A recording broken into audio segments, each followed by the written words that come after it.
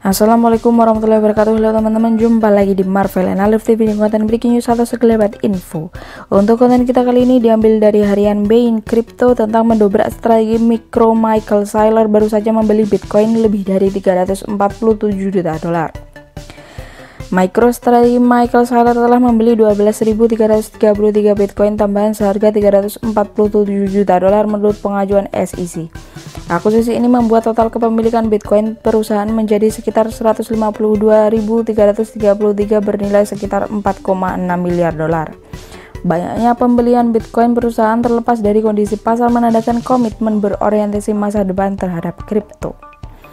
MicroStrategy Michael Saylor semakin mengkonsolidasikan posisinya sebagai salah satu pemegang perusahaan terbesar Bitcoin.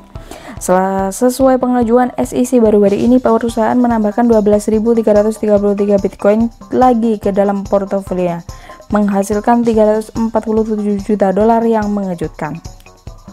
Spree membeli Bitcoin MicroStrategy. Harga pembelian rata-rata untuk batch Bitcoin terbaru MicroStrategy adalah sekitar 28.136 dolar.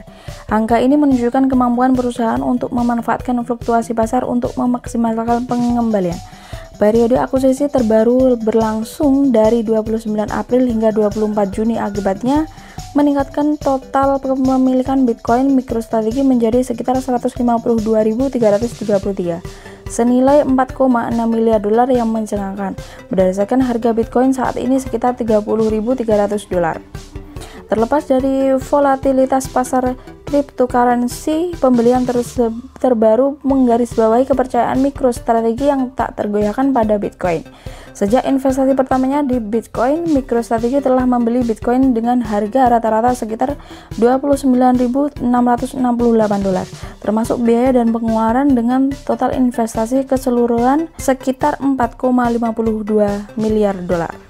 Besarnya foya-foya pembelian Bitcoin MicroStrategy disorot lebih lanjut ketika mempertimbangkan pembelian sebelumnya pada bulan April.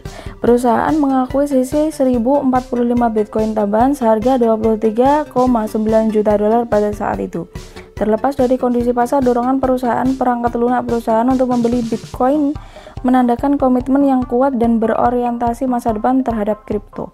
Langkah ini mungkin menjadi preseden bagi perusahaan lain. Assalamualaikum warahmatullahi wabarakatuh. Halo teman-teman, jumpa lagi di Marvel Analytics TV di konten breaking news atau sekelebat info. Untuk konten kita kali ini diambil dari harian Bain Crypto tentang apakah Bitcoin tumbuh terpusat dampak pembelian BTC Michael Saylor. Investasi besar-besaran Bitcoin MicroStrategy didorong oleh keyakinan Michael Saylor pada masa depan BTC, telah menimbulkan perdebatan tentang dampaknya terhadap desentralisasi Bitcoin. Para kritikus berpendapat bahwa pembelian dan konsentrasi Saylor terhadap Bitcoin dapat beresiko sentralisasi, berpotensi menentang prinsip-prinsip inti dari cryptocurrency. Terlepas dari kekhawatiran, keyakinan Saylor tetap tak tergoyahkan, yang mengarahkan ke implikasi yang lebih luas pada persepsi sistem keuangan tradisional tentang cryptocurrency. Skala dan implikasi dari akuisisi Bitcoin atau BTC MicroStrategy baru-baru ini telah memicu perdebatan sengit di kalangan keuangan dan cryptocurrency tradisional. Pertanyaan kuncinya adalah apakah Bitcoin menjadi terpusat karena pembelian besar-besaran ini? MicroStrategy adalah perbankan terbanyak di Bitcoin. MicroStrategy perusahaan perangkat lunak bisnis yang dipimpin oleh Michael Saylor sejak Agustus 2020 mengadopsi strategi neraca yang tidak ortodoks. Itu telah menggantikan cadangan kas tradisional dengan Bitcoin. Pembelian baru-baru ini sebesar 12.333 BTC dengan harga rata-rata 28.136 per koin, menegaskan kembali sikap bullish perusahaan terhadap kripto. Peti perang Bitcoin perusahaan sekarang berjumlah 152.333 BTC yang mengesankan diperoleh dengan harga rata-rata 29.668 dolar. Kegembiraan pembeli Bitcoin ini telah memposisikan MicroStrategy sebagai salah satu pemegang Bitcoin institusional terbesar di dunia. Saldo Bitcoin Saylor sekarang mewakili sekitar 0,81% dari pasokan Bitcoin yang tersedia. Ini mengasumsi sekitar 3,7 juta BTC tidak dapat dipulihkan menurut studi Chainalysis. Tingkat konsentrasi ini menimbulkan pertanyaan tentang potensi sentralisasi mata uang yang dihargai karena sifatnya yang terdesentralisasi. Dampak Michael Saylor pada harga Bitcoin.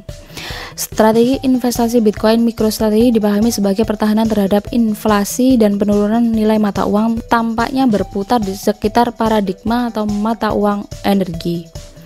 Konsep ini awalnya diusulkan oleh titan industri Amerika Henry Ford pada tahun 1921, menyeratkan dukungan mata uang dengan unit kekuatan menciptakan standar moneter baru. Visi Ford adalah standar mata uang yang tahan terhadap kendali grup perbankan internasional manapun. Aspirasi ini selaras dengan filosofi Bitcoin, itulah sebabnya Saylor tetap optimis tentang proposisi nilai jangka panjang Bitcoin. Namun, pertanyaannya adalah apakah keyakinan teguh Saylor dan akumulasi Bitcoin yang substansial berpotensi mengubah sifat desentralisasi intrinsik dari cryptocurrency, apalagi ketika pengumuman baru-baru ini terbukti mempengaruhi harga Bitcoin. Pengumuman pembelian MicroStrategy BTC cenderung diikuti oleh aksi harga negatif jangka pendek di BTC karena harga pasar menyerap fakta bahwa likuiditas sisi beli tertentu telah meninggalkan pasar, kata Falklande, analisis riset di K33. Memang pertemuan pembelian Saylor yang tak berhenti-hentinya dan advokasinya yang tak tergoyahkan untuk Bitcoin mempengaruhi dinamika pasar. Skala kepemilikan MicroStrategy yang besar dapat memiliki implikasi yang lebih parah pada harga Bitcoin jika perusahaan gagal menahan sifat volatil dari cryptocurrency ini. MicroStrategy dinilai hampir seluruhnya sebagai perusahaan induk Bitcoin jika karena alasan tertentu seperti krisis likuiditas selama resesi. Harga Bitcoin turun sangat rendah, perusahaan tidak akan dihargai apa-apa. Jika MicroStrategy bangkrut, kepemilikan Bitcoin akan dilikuidasi, itu bisa berdampak besar pada harga Bitcoin, kata anggota komunitas kripto yang penting. Selain itu, beberapa orang berpendapat bahwa akumulasi Bitcoin seperti itu di beberapa tangan bertentangan dengan desain aslinya sebagai aset digital yang terdesentralisasi dan demokratis. Para kritikus mempertanyakan apakah risiko desentralisasi mengimbangi manfaat potensial dari paradigma mata uang energi Bitcoin. Penggemar kripto populer Han Lanut memperingatkan bahwa setelah halving yang akan datang, kepemilikan Bitcoin MicroStrategy akan setara dengan total subsidi blok yang terakumulasi selama 1 tahun penuh.